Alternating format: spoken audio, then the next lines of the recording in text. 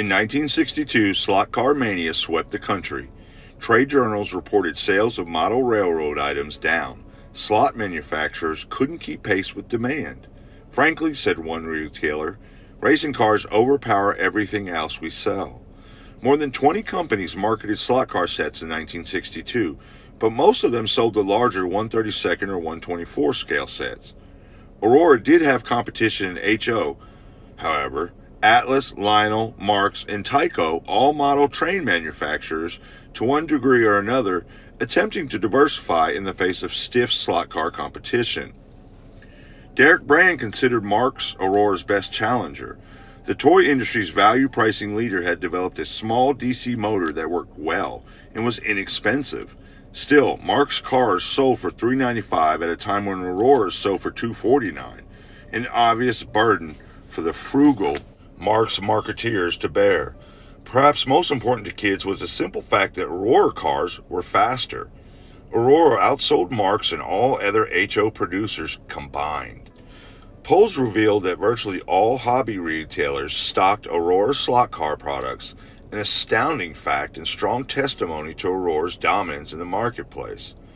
Strombecker, maker of 132nd and 124 cars, was a distant second, with Atlas, Skelectric 130, and Tyco trailing. Good times just kept getting better for Aurora. The Thunderjet 500. Despite its commanding lead, Aurora understood that slot cars were a rapidly evolving product. Intense competition would ultimately expose the weak link in Aurora's system, the vibrator motor. Even Brand felt his creation was not a very good motor.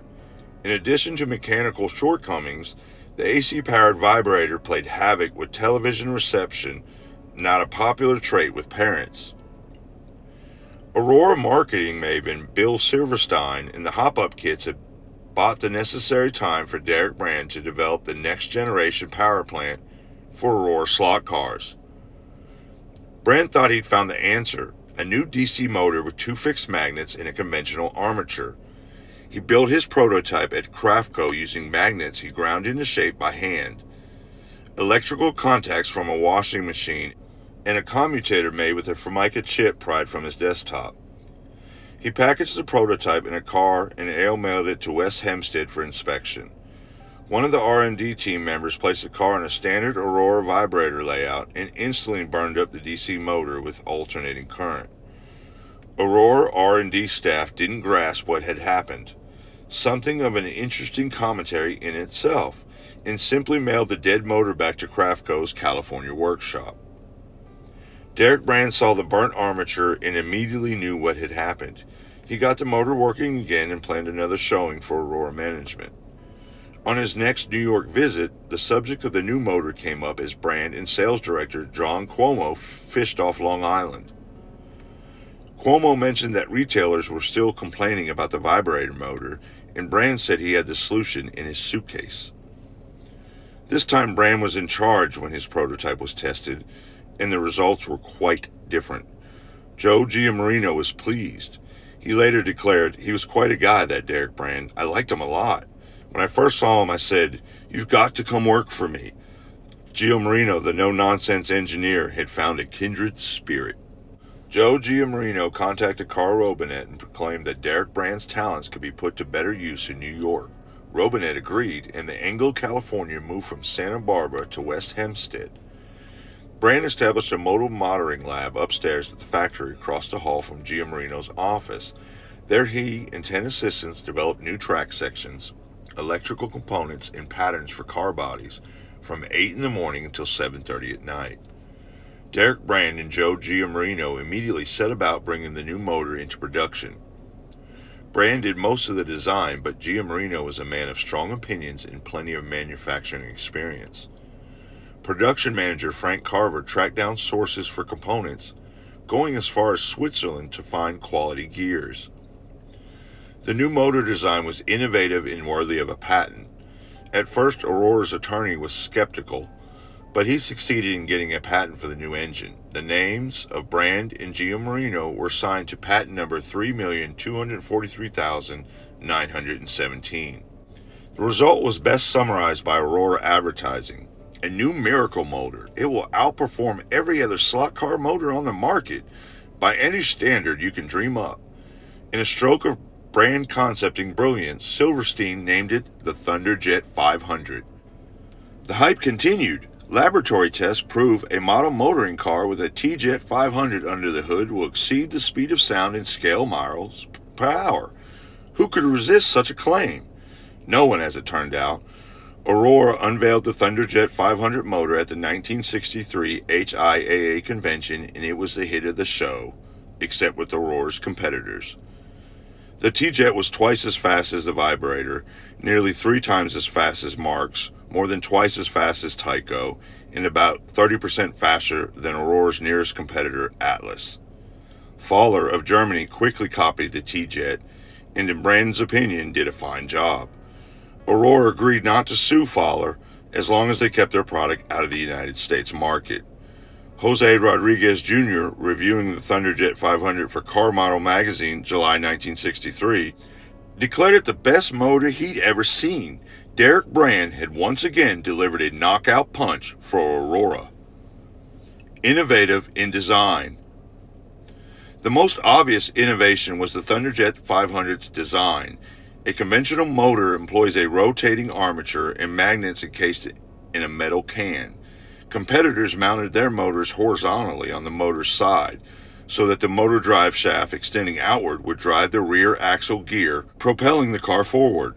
The Thunderjet took the concept and turned it on its end, literally. The T-Jet motor sat upright in the chassis. Its drive shaft extended from the top of the motor, giving it a flattened look Brand dubbed the pancake. This lowered the car's center of gravity and added an even greater performance advantage. The T-Jet's drivetrain was also a complete departure from standard slot car design. While a typical can motor transferred power with a simple 2-gear arrangement, the T-Jet required a 5-gear linkage to deliver power from the drive shaft across the top of the motor and down to the rear axle. It sounds complicated, but it was actually quite simple and extremely effective. There were many more subtle innovations within the Thunderjet, but the most obvious was its oversized armature. Since it was clear slot cars would not play a part in HO railroading, Brand was free to increase motor size. The chassis was widened and lengthened. Cars were now closer to 1/80th than 1/87th in scale, but everyone agreed it was a positive change. The cars were easier to assemble and better for hobbyists tinkering. Aurora also enlarged the steering wheel controller to make it easier to handle. Designers added 2 new features, a direction reverse switch and a brake that cut track power. Racers like Henry Harnish discovered that the brake was better for slowing at curves than turning down power. Kids who raced Aurora cars and used Aurora controllers had an obvious advantage over their competitors, and Aurora advertising of the day drove that point home time and time again. You either raced Aurora or you came in second. Into the vibrating road. The debut of the Thunderjets meant death for vibrators. Old stock remained in stores for a while, and some hobbyists still enjoyed tinkering with them. However, after a production of 1.5 million copies, vibrator mechanisms were soon history, and because vibrator car bodies were too small for the larger T-Jet chassis, all but 4 were discontinued. The survivors through modification, Hot Rod's 1553 and 1554, and the Mack Dump and Stake Truck 1582 and 1583. Aurora also converted the International Semi 1580 into a tow truck 1364. The 4 vibrator holdovers joined Aurora's growing stable of new Thunderjet models. It seems amazing in today's market research-dominated world of toy manufacturing, but in the early 1960s, selecting new cars for model motoring hinged completely on the humble preferences of Derek Brand and his R&D team. They used photographs supplied by auto manufacturers, especially Ford, and photographs from car magazines. Draftsmen then produced engineering drawings from which Brand carved his body prototypes. He shaped his patterns in sugar pine 3 times the size of the actual HO body. It took only a week to complete a body design.